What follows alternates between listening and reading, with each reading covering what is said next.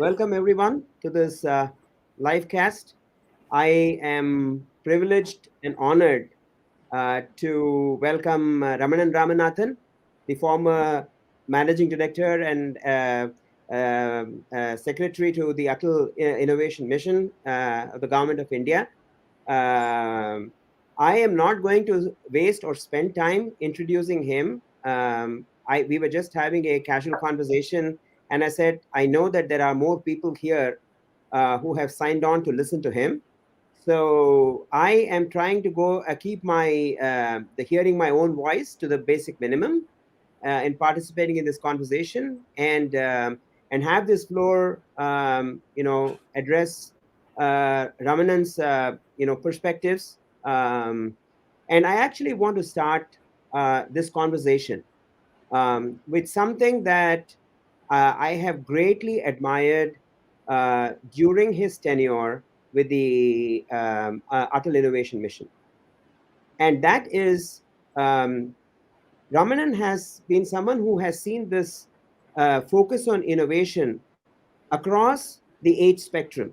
In fact, a lot of initiatives with schools and colleges and universities, which has gladdened my heart because this is the future of workforce. So, Ramanan, without further ado, if you want to, do you want to say something before we start?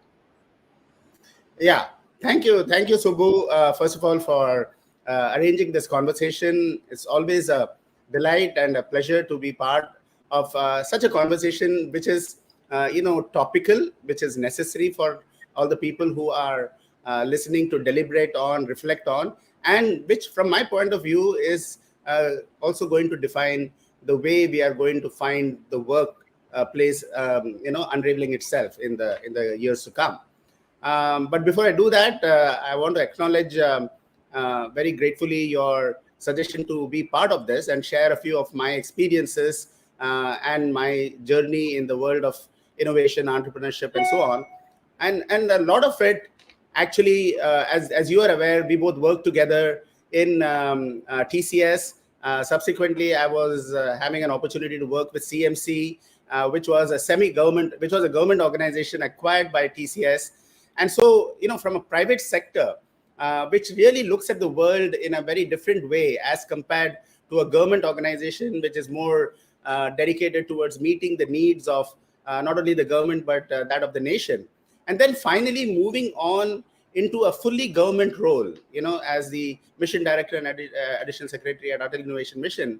I think I've been very fortunate in getting a perspective of the need for innovation in a country like ours, and more importantly, the possibilities that exist in our country and in shaping not only our country but the future of the world. So I'm really delighted to participate in this, and I hope this conversation will be meaningful. And of course, if as any conversations are, some of the questions that you may ask, I may not have answers to, but I would be very willing to dig some deeper into that and come back to you or to the person who is requesting the question with some better answers. Ramanan, thank you so much. With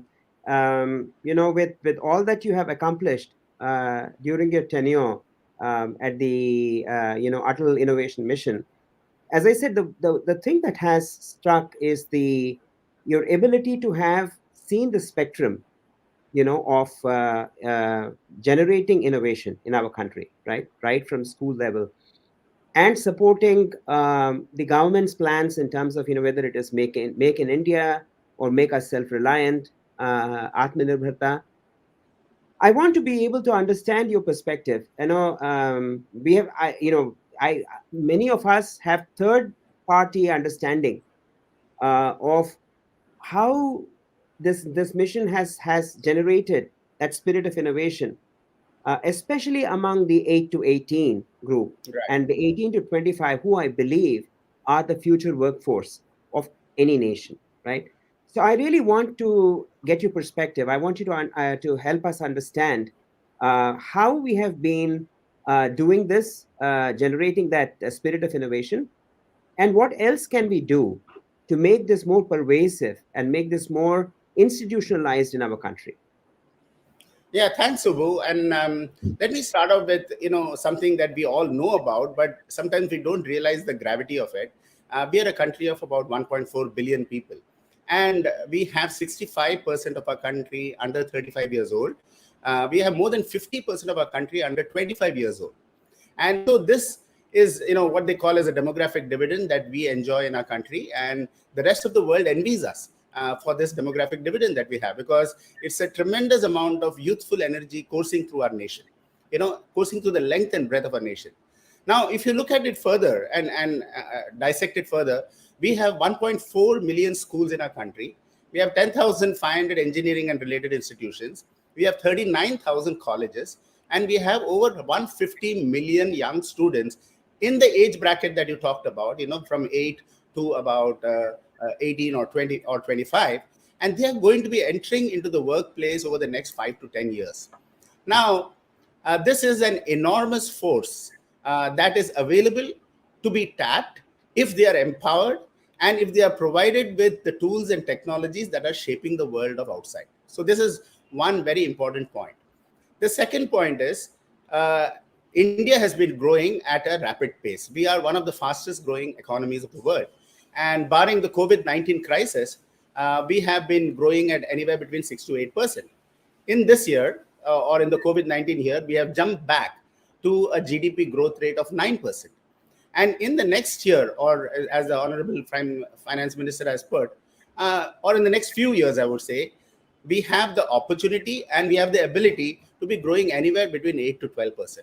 Now, that sort of growth is extremely important when we look at what the next phase of workforce as well as the requirements of various countries and nations are going to be. And that shows that in the next few years, or whatever has brought us to our current state of economy, is not going to be the one which is going to take us further unless we make radical changes in our approach. And what do I mean by that? We have had an education system which has really been very strong, and as a result of which we have built a $200 billion ITS industry. If you look at all the engineers who are out there servicing the best of companies all across the world, and India has established itself as the offshore capital of the world in terms of IT services and ITS services, I would really advocate, I would really ascribe all of this to the tremendous growth of our educational system. And you and I, we grew up in that system, but we never talked about innovation. We never talked about entrepreneurship. We said we want a good job. We want to do well in our school, go to the university, do well in our university, go abroad perhaps, get into a good job, whether it is Google or IBM, or if you are in India in TCS, Wipro, and so on. So that was our mentality, and perfectly right for the time and the times that we lived in, or the situation in which we found ourselves. But today, with a fast growing economy, with the demographic dividend, and with a third factor which is coming up, or not which is coming up, which has already come up, is technology is radically changing the shape of the world we are living in. It's becoming available, it's becoming affordable, it's becoming accessible, and it's becoming advanced. So this technology is now available to you at your home, in your classroom. 3D printing, robotics, IoT, miniaturized electronics, augmented virtual reality. You can find that you can have do-it-yourself kits in your home, and your children can learn upon it. So this is what, when we looked at all of this, Atal Innovation Mission was formed with the very simple idea that for India to occupy a leading place in the knowledge economy that is unraveling across the world, we need to create a nation of job creators, not just job seekers. We need to promote problem solving as an outcome of education, the ability to solve problems, leveraging tools, technologies which are shaping the world of tomorrow, right? And these are the technology. If you don't have that knowledge, and if you are still going back to an archaic way of learning, rote learning and marks-based learning, and you're not giving the practical exposure to how do I solve the problems that India or the world faces, then you're not going to be able to rise above where you are. So this is what led to the conception and the execution of the Atal Innovation Mission. And the Honorable Prime Minister was very clear about this. How do we create a vibrant ecosystem? First, breeding a culture of innovation in that age group that you talked about, between 8 to 18. You have to breed a culture of innovation because before you think about creating entrepreneurs.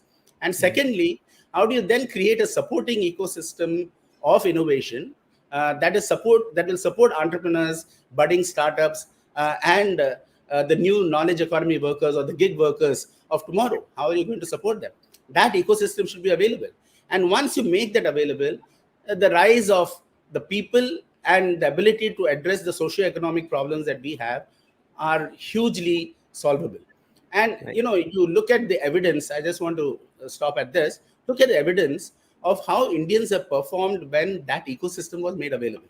You take Satya Nadella heading Microsoft, a Sundar Pichai heading Google, a Shantanu Narayan heading Adobe, or an Arvind Krishna heading IBM, or a Parag heading Twitter. These are world-class IT organizations led by world-class Indians who have risen to that potential because of the availability of the ecosystem. Now, if we can replicate and create the same ecosystem in India, we can create 1,000 Nadellas and 1,000 Sundar Pichais at a minimum because of this tremendous ability that is there. After all, where did Abdul Kalam come from? He came from Rameshwaram. Where did Right. Ramanathan come from? He came from Kumbakonam. These are all remote cities, tier 2, tier 3 cities. And we have the hidden Ramanujam, the hidden Abdul Kalams, and the hidden Satya Nadella still in these parts of the country. So the Atal Innovation Mission launched a series of initiatives from tinkering labs at school level, incubators at the university level, community innovation centers at the remote tier 2, tier 3 city level, and New India challenges to identify problems which will have national socio-economic impact for which we need solutions. And in this way, you are creating not only the funnel of innovators for the needs of solving the needs of tomorrow, but also you are creating an ecosystem that will support their entrepreneurship and startup ability to be able to blossom to their full potential. Right. That is a brilliantly outlined narrative. Um, that narrative, which is the future and which is the hope, right? Has and you kind of raise that alarm in the sense that when we talk about our current ecosystem, right? Besides these two age demographics, we also have the Gen Y, the which is basically the 25 to the Gen Z, which is the Gen Y, which is 25 to 40, and the Gen X, which is 40 to 60, Right. and the 60 plus, which is the baby boomers. Now we have a World Bank statistic that points out that 95% of the planet is Yeah. ill-equipped for the digital age, right? which Yeah. which can be a major blocker than an enabler to a very enthusiastic and a grooming ecosystem of young entrepreneurs, right? Some statistics to share. When we look at our current ecosystem, 110 million MSME workers, right? Out of whom 84 million are male and 26 million are female. So one thing is the fact that there is a gender inequality in Right. this, right? The second thing is that the remote work is shifting from 40 to 48%. 16% of passive data collection is happening from employees. Uh, just recently, a very interesting point came out in the session that we did with at NASCOM, where we said, and from our own personal experience, right? Everybody wants to work remote, but the problem with remote work is that we do not have the right kind of infrastructure, the last mile input, or even the machines, the right kind of machines at an individual's level, right? So you can do support work, but you cannot do product development work, Mm. right? So that is the other part that is coming up. The where I want to stop this question and listen back to your playback, Ramanan, is as we see, we keep talking about this thing called future of work, right? Mm. But this future of work needs a connection between four critical points, which is of the flow of work. Mm. The flow of work starts with workforce transformation, and we keep talking about, and this has to be across these age groups, the age segments, right? It cannot be just that the 18 to 25 are ready for innovation and the rest of them are blocking them, which Right. essentially seems to be the way, because because of their insecurities. Also, we look at very large corporations. They have a technical debt. They have a strategic debt already accumulated. So they prevent innovation within their company, but they do not have a problem with acquiring the budding startups who are innovating, right? So Right. this is something that needs to be addressed as well. Otherwise, we're going to be seeing more, and we see right now. We will come to the statistics part of the success of innovation, but from moving from workplace to workforce to operations and innovation being orchestrated, right? Digital today allows us the ability to be able to transform ideas into commercial innovation. In your experience, how are across these four elements of the flow of work happening on the ground? That would be essentially very interesting to see, because all the seeds that you have sown today are bound to be able to reap a harvest in the next 5 to 15 years. So Yes. that's where I want to leave the question and get your perspectives. Yeah. Thanks, Subbu. I think you have raised quite a few very, very important points, and I'm happy that you raised them. First, let me address the gender inequality that exists in our country. According to the 2011 census, and of course, the new census is yet to be declaring its results, and it has yet to happen. But just by the 2011 census, we had 48% of our population as the girl or the women, the girl child or the women, right? And we have only 13% women entrepreneurs in our country. If you look at all the various statistics in corporates and so on and so forth, the number is hovering somewhere around that. It may be between 14 to 18% of the workforce is women. And it is also unfortunate that some of the highest school dropouts, particularly in tier 2, tier 3 cities, not necessarily in tier 1, have been from the girl child because of inadequate facilities, inadequate infrastructure, mindset transformations that are required. Why do we want to educate a girl child even further, and so on and so forth. And all the issues that are there. But I think the government of India has taken serious note of this, and many initiatives have been launched in order to change that entire equation and to make sure that we will have at least about 40 to 50% of the workforce as women, as well as raise the number of entrepreneurs to that.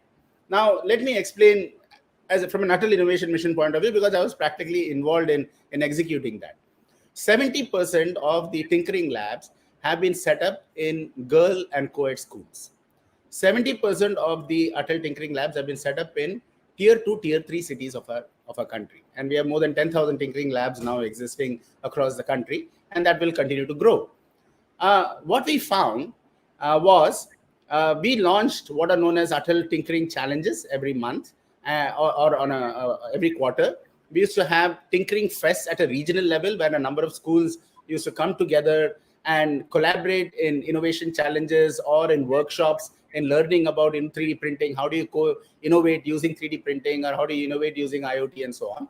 And then we run a tinkering marathon at a national level on a yearly basis. Now, in the last marathon, now this became, because it was not enough for me or for any of us to set up Atal Tinkering Labs and not see it being used in the manner in which it is to be intended. And the intent was create innovation, capability, innovative mindset, and problem-solving mindset. So these challenges became a very exciting forum for children to congregate in small teams, 4 or 5% teams, and create projects and create innovations, and then get them displayed and acknowledged. And there were a lot of ways of recognizing all of these challenges.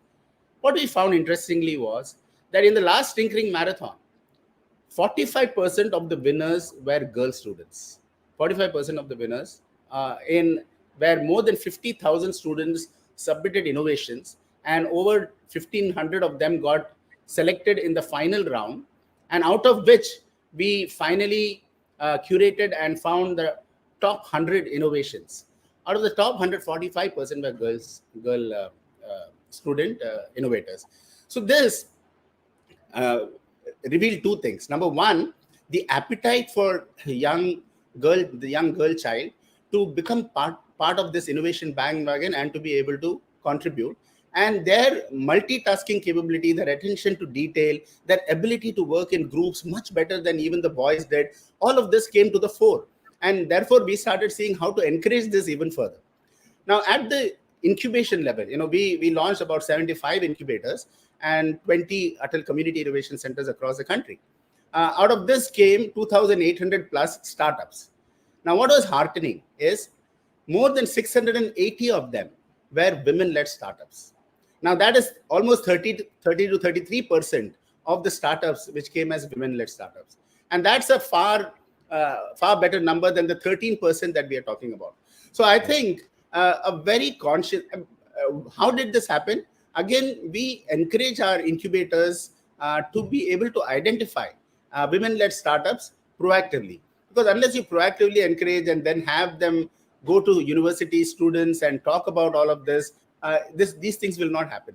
So there is a requirement for us to spread the awareness and the messaging that in a tech-dominated world where you are no longer having to come necessarily to a workplace every day, but you can do a lot of stuff from your remote working lab and be able to take care of from a safety angle and from a security angle and so on.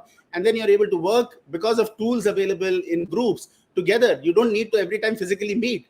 You have Microsoft Teams, or you have all these other collaborating tools, and now you have AR, VR related tools which are also becoming available. It becomes possible for women to become a very integral part of the workforce as well as of the entrepreneurial bandwagon. Now, the third thing, so this is gender inequality which is being addressed, and the NEP 2020, which you may be aware, the National Education Policy for 2020, which was released, is precisely focusing on three things. Inclusivity, that means its inclusivity includes gender disparity, differently abled people to have access to the same facilities, and thereby you're improving the infrastructure to make all of that happen. It involves gender equality and financial inclusivity, because that is important. How do you make sure that the schools and the universities in the remote parts of the country are equally well, have access to all of these facilities and infrastructure that will promote innovation? And the third part is related to how do you recognize the innovative capability and give them platforms for such recognition. That is very important.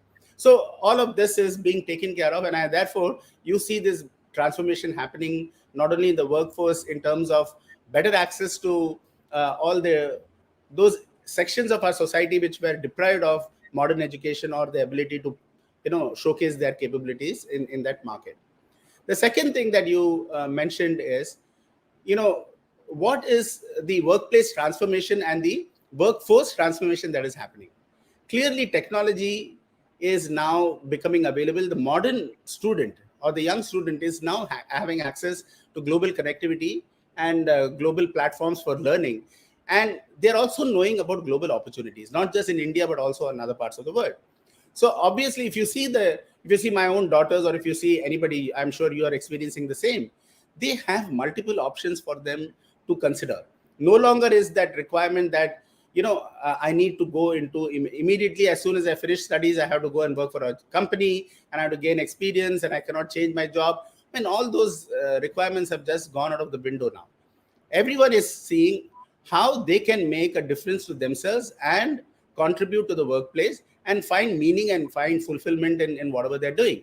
So these options, because of the availability of technology and because of the availability of new ways of working, and there are new jobs completely that have come up. I mean, social media, for example, the growth of social media has enabled so much growth in content creation, in a whole lot of tech-based support that you can do, advertising on Facebook, and thereby getting 10 or 15 requests for your consideration of a particular job type that you're looking at. All of those become possible. So there is this options being made available to the workforce, not only for getting new jobs or the type of jobs they want or the location of the jobs they want, or adjusting to the requirements of their home and the pressures of their home life. All of this is now becoming possible. And companies are also realizing COVID-19 was a great disruptor of the usual life that we were leading. It was not that digital technology was not available before COVID-19, but COVID-19 drove and accelerated the practice and the methodologies, and ushered a change which is irreversible now, right? It brought the change that you can work from home. I mean, 80% now. Take a company like TCS. Uh, Nothing has got affected, especially all the companies in the knowledge economy who are service related companies, whether it is software programming, content creation, and all of that stuff.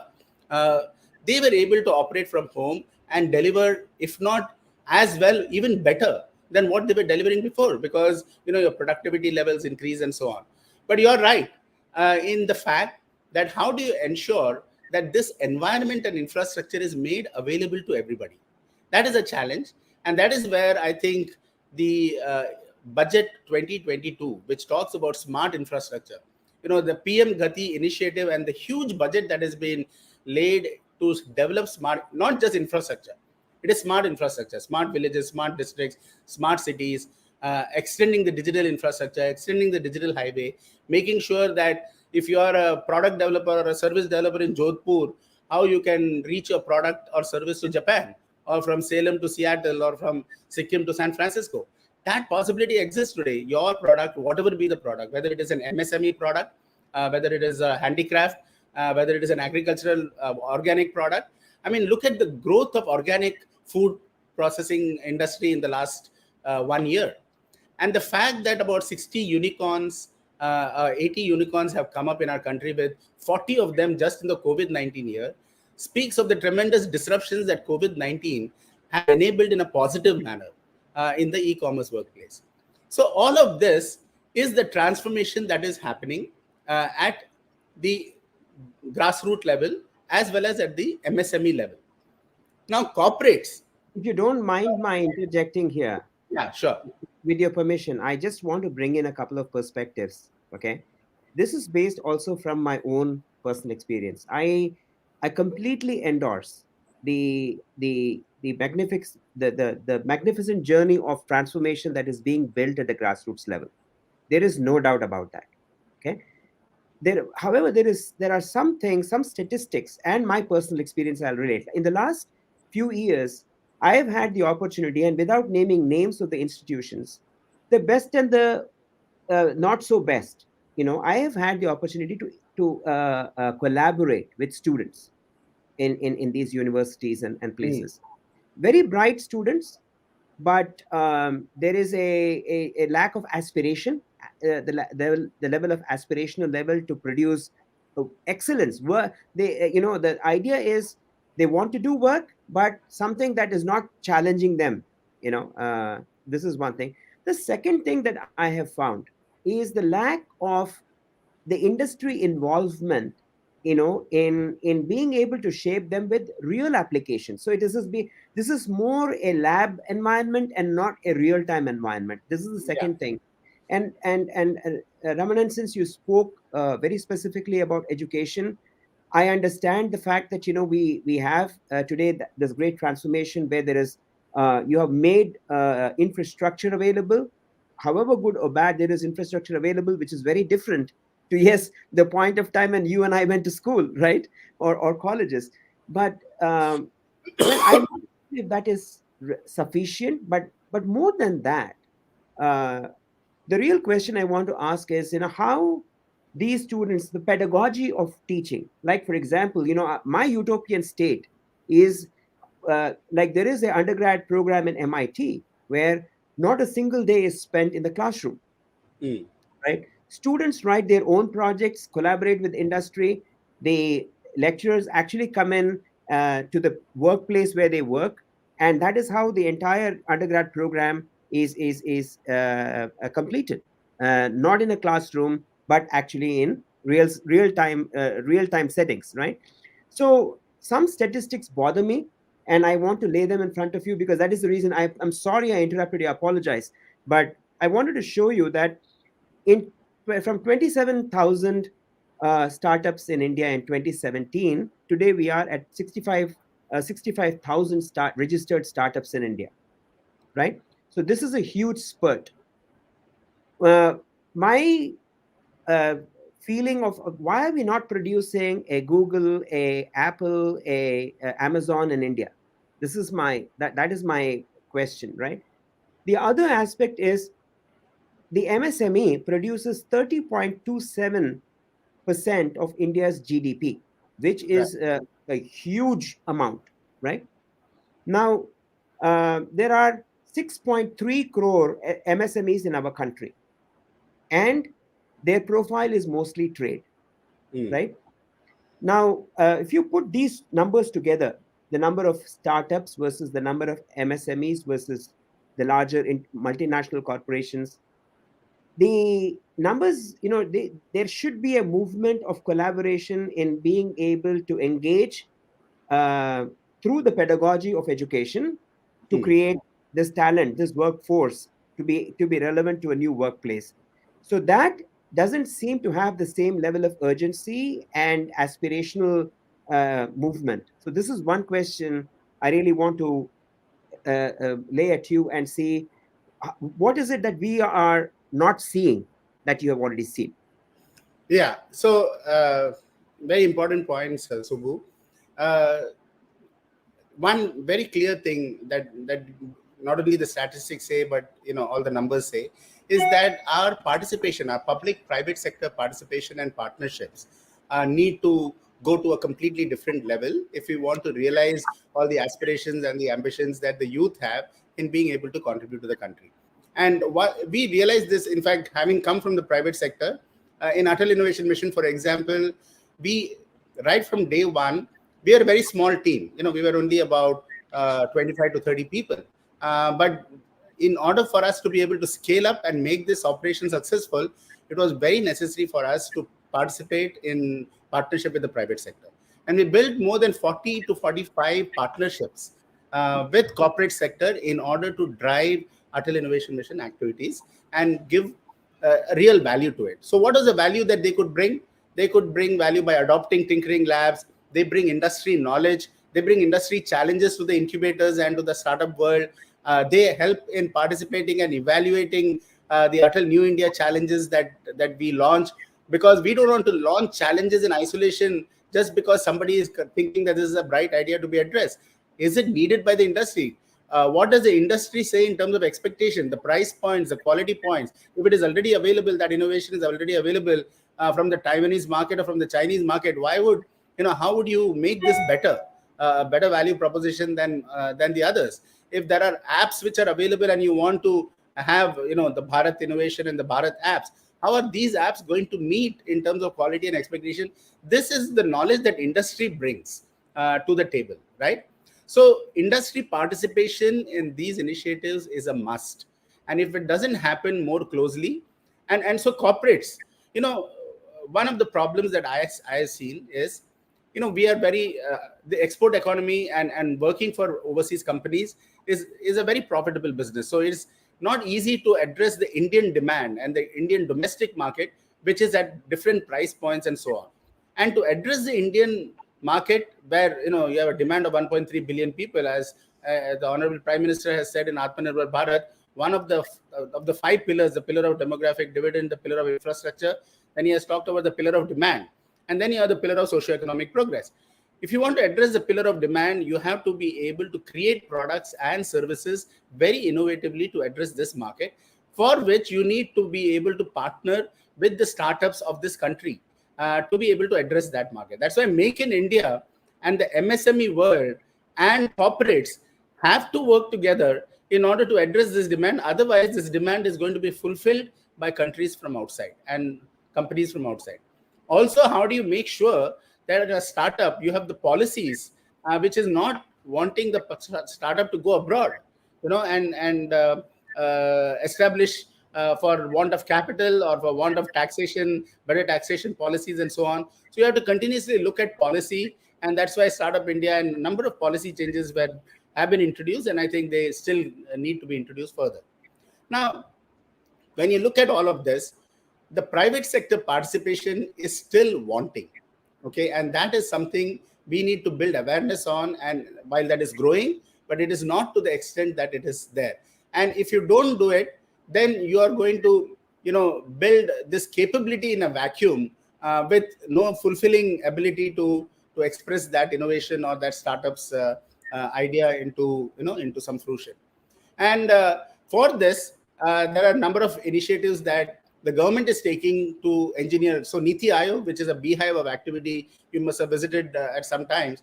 There is a constant interaction between the private sector, and a think tank from the private sector participates along with the think tank in the government to see what are some of the measures that we can roll out, not only at the corporate level, but also at the MSME level and at the startup level. Now, you rightly pointed out there are 6.3 crore MSMEs in this country, right? But the MSMEs are divided into micro, small, and medium enterprises. And the medium enterprises need a different type of attention. The medium enterprises are the ones who can afford to indulge in innovation and make in India capability, because they are larger, but they need also the market. If you look at what we are importing in electronics, I mean, we are producing 1 million engineers every year from India, but we are having the largest import of electronic equipment and electronic components from other parts of the world. Why is it that we can't do design of these here in India, and why can't we manufacture these components in India? That's a golden opportunity available. And therefore, the government is working very actively with corporates and institutions like NASSCOM and IET and so on, to see how you can encourage Make in India by reducing import dependency and increasing because of technology leveling. Now with robotics, IoT, and all that, you have a level playing field. There are not too many innovations outside still. And India has a ability to catch up. So we want to encourage all of this, and I think those changes are happening. But to finally answer your question, when will we produce a Google or a Microsoft or an Apple from here? That's going to take time. But does India need one such company, or does India need thousands of smaller companies? My feeling is more towards the latter. We need. I'm in raging agreement with you. Yeah. When I raised the question about whether we can have an Apple or a Google, it was not from the point of size, but it Right. was from the point of view of the perspective that they bring to the world, the kind of Yeah. branding The that they bring. innovativeness they bring. Yeah. But I please agree. continue. Yeah. Yeah. So like I was saying, I'm sure something will come out now that you have created. I mean, we are at the starting stage of innovation. Look at America, 200 years, they have been able to build up the university ecosystem and sponsor research and sponsor innovation and so on. Now, we are talking of real problems. Like the government has taken, we want to reach climate change and we want to be carbon neutral by 2050 and all of that stuff, or 2030. Now, that sort of commitment from the government is going to encourage a lot of research, and therefore is going to encourage a lot of development and innovation. And then we make this happen through public-private sector partnership. That's going to be the key. I want to tie in. You have it's amazing how all these data points are at your fingertips, which basically shows how involved you have been. So congratulations there. It is really admirable, and me, I'm saying it from a point of view of deep respect. I want to basically focus right now and shine a light on this term called ecosystem, right? And this term called ecosystem is one of the most abused words, not just in India, but across the world, right? And so from an industry point of view, this word today is used, whether it is by venture capitalists, whether it is industry, whether it is government, from the point of view of marketplaces. They understand marketplaces and ecosystems. They are completely two different things, right? Simple example, a marketplace is one where you transact. It's a transactional system. It's a commercial system. And we have come, from Web 1.0 to 3.0 to this point, from connecting data to connecting systems to connecting commerce. So we are connecting commerce to connecting humans. And you raised a very significant point. So I was listening to you very, very intently. You talked about, how you can basically have this 8 to 18 to 25 segments, really, if they choose, if the industry chooses, they can collaborate with them, they can create new intellectual property, right, by giving them the right infrastructure and working with them with their pedagogy and with their learning systems, but that is not happening. But that is the essence of a real ecosystem, right, Hmm. Hmm. where you can bring immersion and involvement across the spectrum, whether it is India electronics, for example. We can get quality understanding of quality collaborating across the world, right? Right. And I have had the opportunity, in fact, being a part of the TIE, where, for example, spent time with Mr. Kapil Sibal, the during the time that the Congress was in power, and they visited the United States to be able to make this point and introduce them to the ecosystem in the United States, right? Right. And talk about this in very specific manner.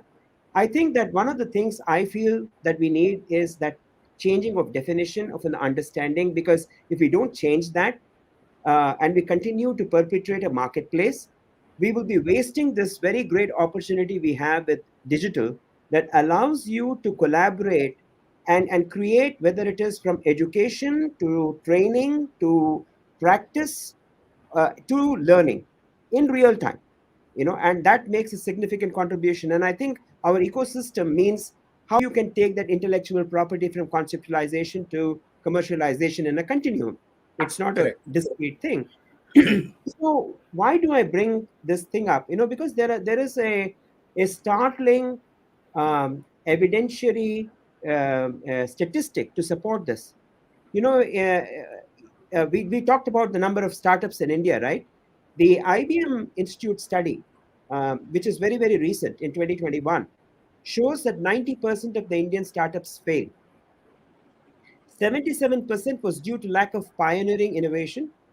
Hmm. 70% was lack of skilled workforce. 80% was of engineering graduates being unemployable.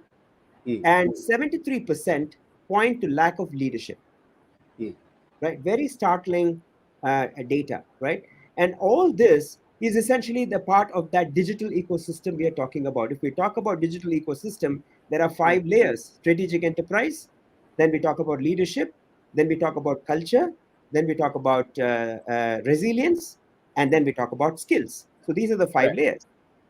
And so these numbers are not supportive from any of those data points that a digital ecosystem requires, right? So here, with your experience, you have had industry experience. And I know personally, for example, you were one of the people who, for TCS, set up university projects, right? Right. And TCS was one among the first few people who funded research in universities.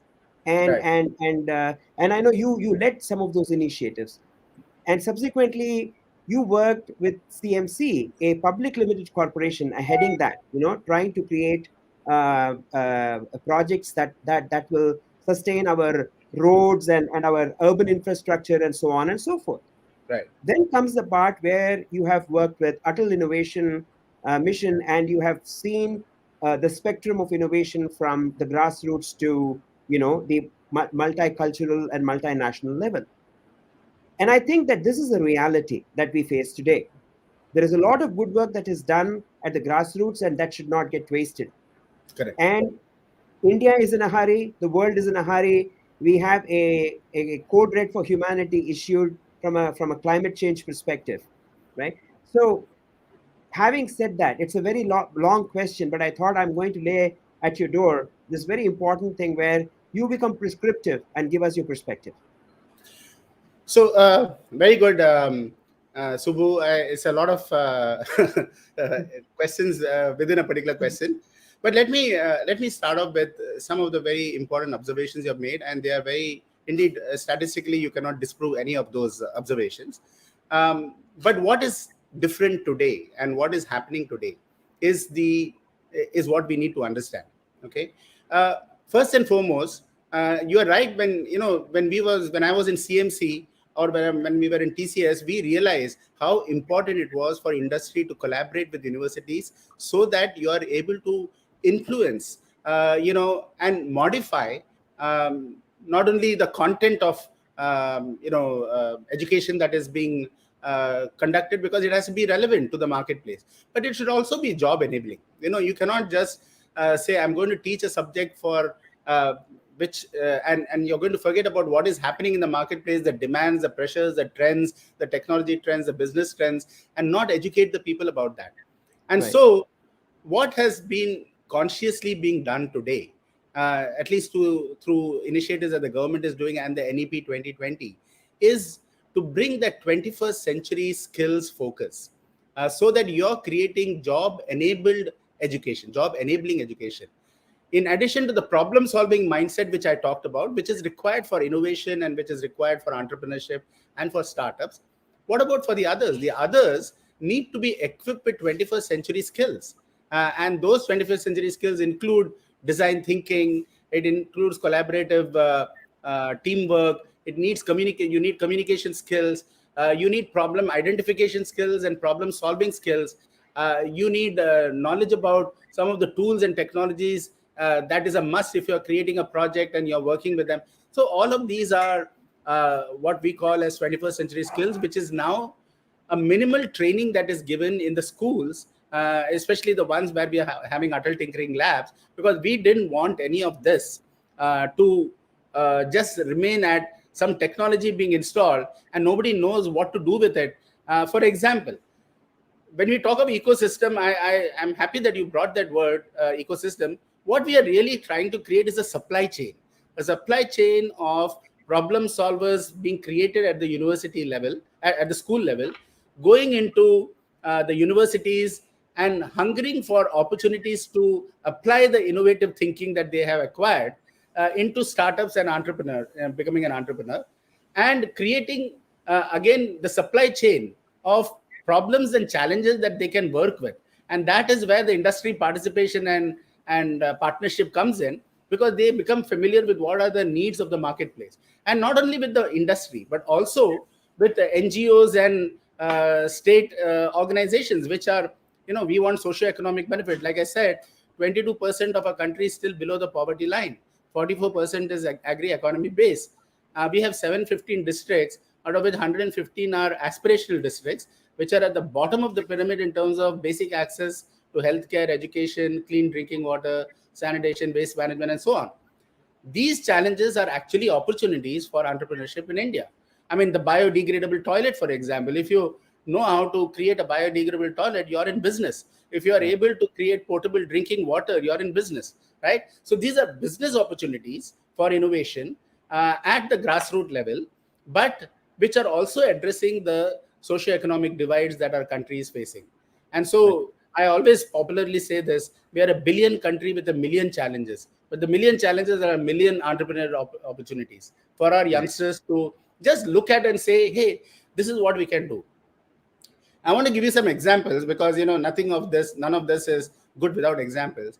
A group of girls school students from Thoothukudi, and you know where Thoothukudi is. Most of the people would not know where Thoothukudi is. Okay, and in the coastal districts of Tamil Nadu, there is this girls' school, and they came up from an Atal Tinkering Lab, and they were 8th, 9th, and 10th standard students. They created a solar panel IoT-based irrigation management system. Now, how amazing is that? And there is a video on that. Whenever you get a chance, you should look at that.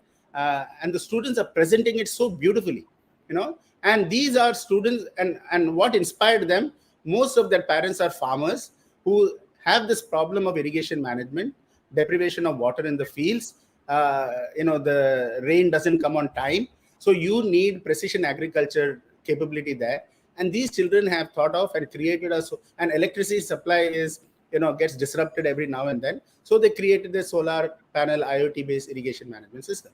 You had a group of students in Sikkim who created a robotic waste management system with sensor technology. And you know what very interesting thing they did? They created one waste management basket, and they had a Wi-Fi trigger.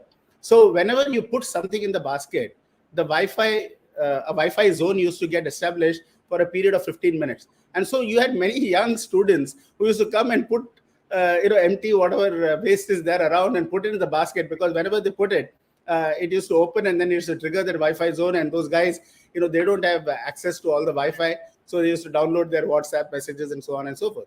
And this is a very innovative way of a social cause, but leveraging technology for it, and so on.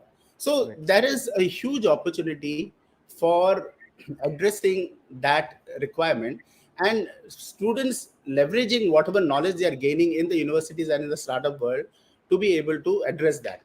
Now, the third thing that becomes very important in your the points that you raise is, how do we then commercialize all of this? Because you come up with a great innovation, you come up with a great idea, but how do you commercialize it? And that is where we also launched, ministries are now launching, but we wanted to set an example. We launched what are known as Atal New India Challenges and Arise Challenges. Arise Challenges were for applied research and innovation for small enterprises. So we broke the, we give 1 crore to 2 crores of grant for two things. One, from an idea to a prototype. So because a great idea, but it needs some money and funding for converting it into a minimum viable prototype. So we give 1 crore for that. That is for the Arise community, for the applied research and innovation of small enterprises targeted towards MSMEs. And then second is, if you have reached that stage, we give the Atal New India Challenge, where you convert from a prototype to a commercially deployable product.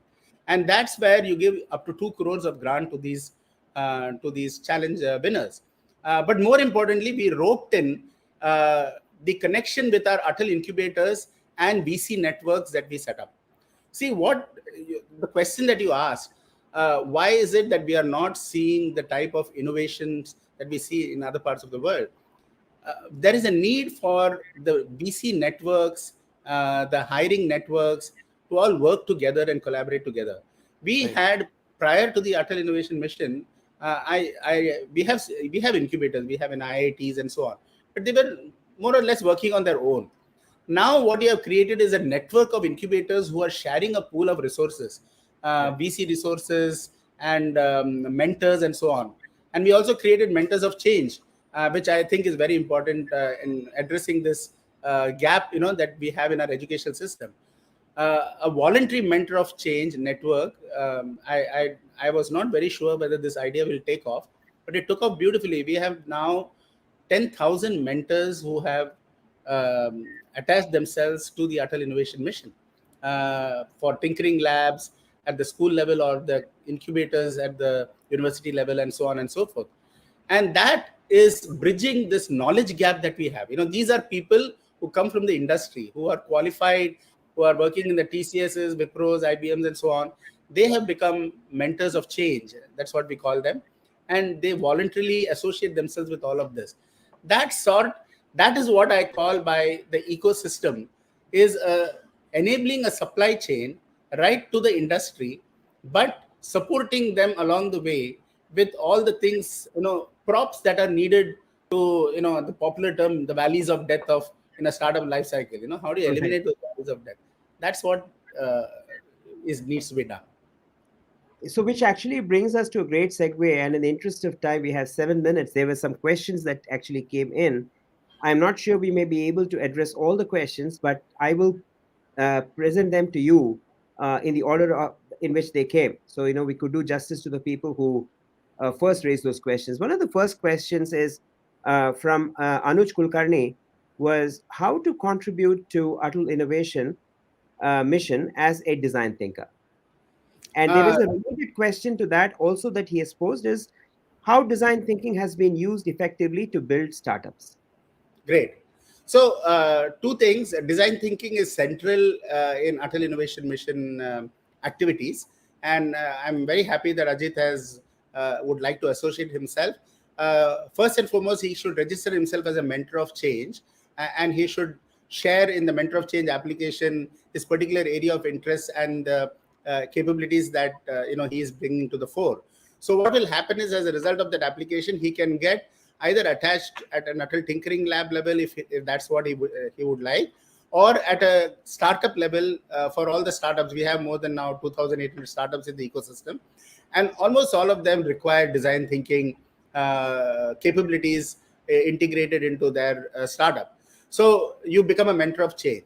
The other is, if you're part of a corporate setup, your corporate can adopt tinkering labs or tinkering or incubators and startups, and then as a team you are able to contribute to design thinking and so on.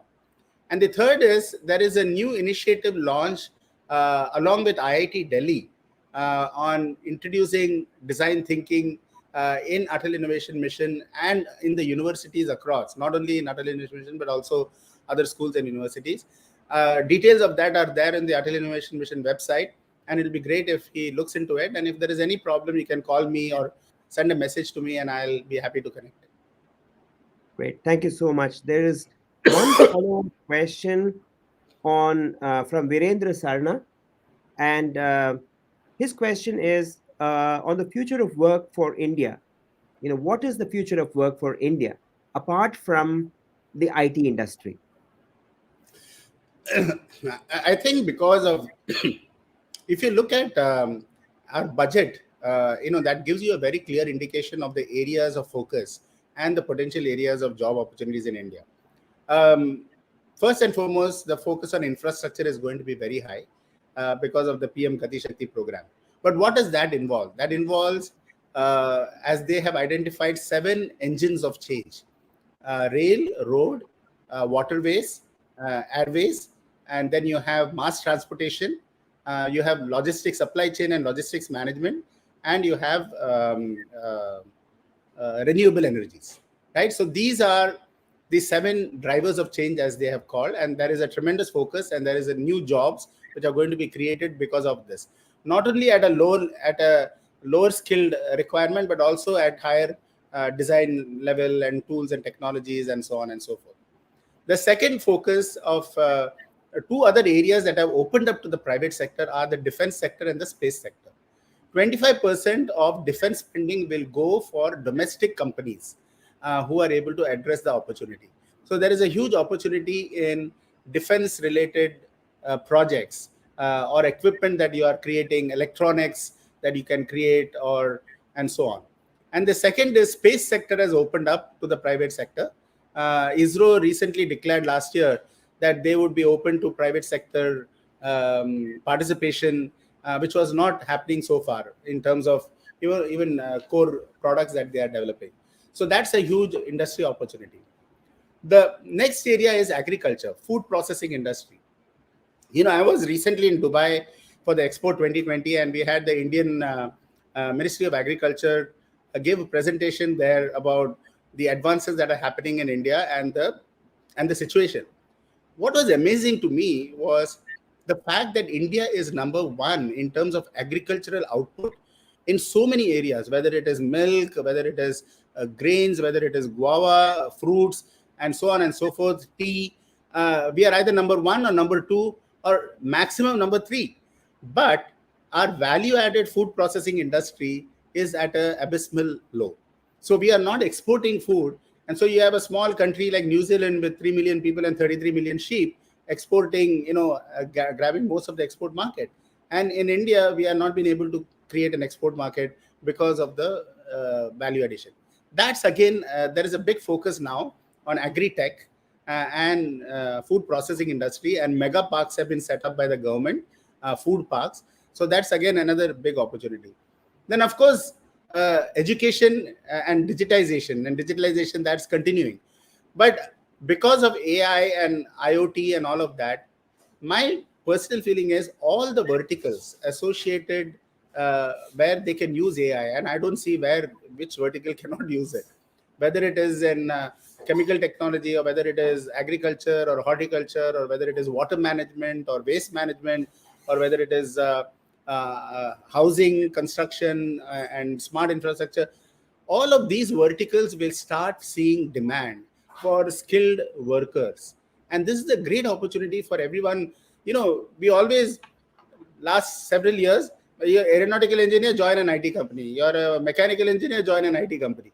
But I think today, aeronautical engineers, mechanical engineers, civil engineers, they have a real opportunity. and I think Right. they should grab it and be very proactive. We have run out of time, Ramanan, and I have so much more to learn, so much more to ask, and so much more to, perhaps just ignite and then get those answers from you. But we've run out of time. I'm deeply grateful for the time that you have spent, and I'm sure our audience have been enriched by it. We will be sharing a recording of this to all those who wanted to participate in this conversation. We had more than 900 registrations, as I mentioned at the beginning of the session. So thank you so much. I'm sure we will see you in one way or the other in some form with the way in which you contribute to the country. Keep doing that, and we're all grateful to you. Jai Hind. Thank you, Subbu. Thank you for the opportunity given, and I'm always available to anybody that you would like me to still connect with.